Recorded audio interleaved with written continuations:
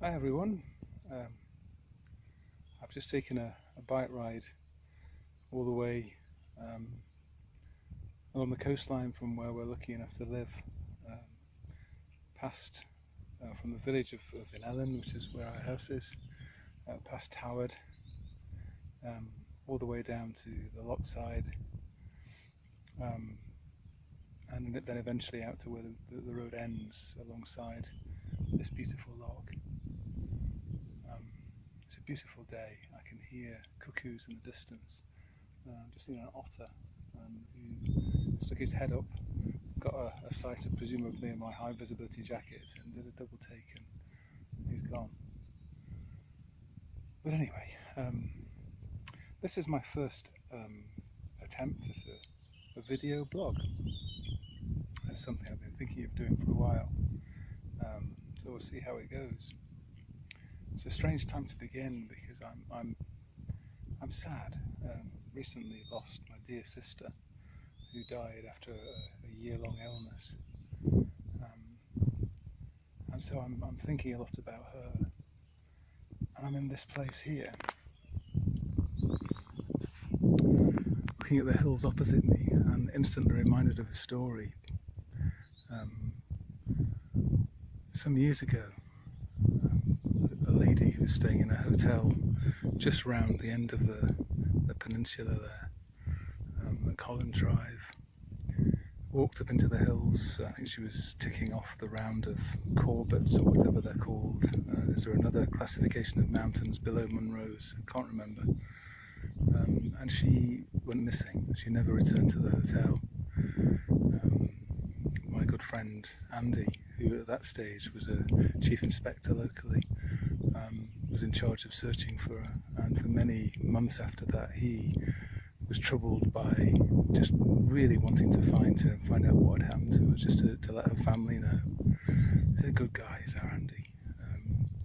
And he tried everything. He searched over on Butte, which is the other side of this peninsula, and he searched high and low, up and down the glens with dogs, with teams, and no trace of her was to be found. Until many years later, or at least 2-3 years later, a group of kayakers were taking a rest over the other side of the loch here, and took a walk up just a little, just a small glen up into the trees, and they found her, and there she was in a sleeping bag. Presumably she'd come out of the hills feeling ill. Don't know why she would have come down this side. Maybe she was disorientated as well, and got in a sleeping bag and died.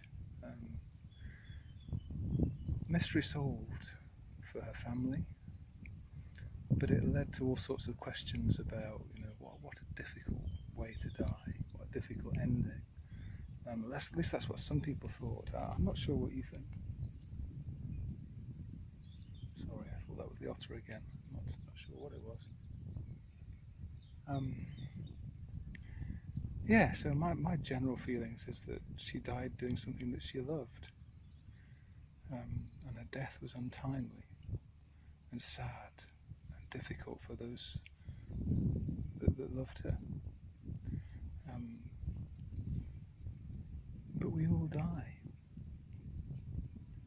We all meet our end at some point, and I often think that we live our lives as if it's not going to happen to us. That's something that's only reserved for others.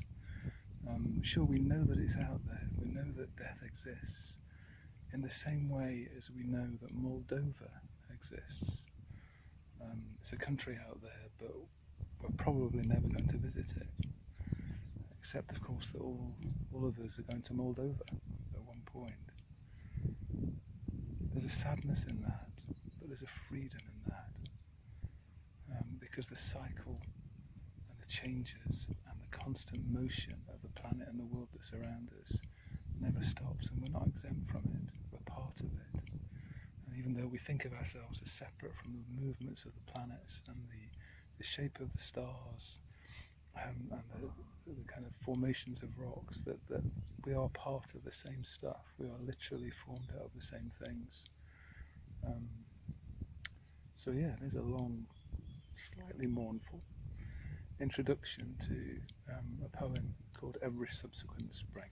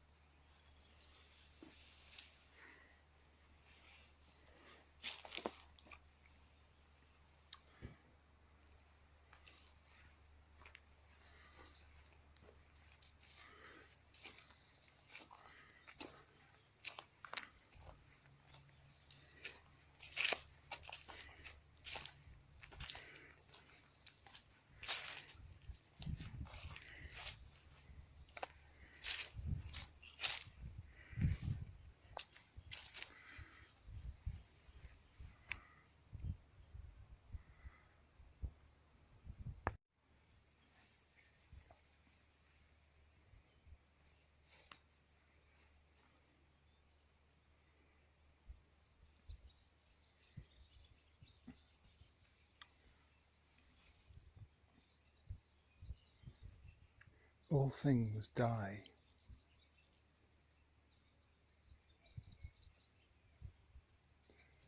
You know this, but know it again. Not so as to let fear fence you off from the joy of living, but rather so it does not fool you, so it does not rule you.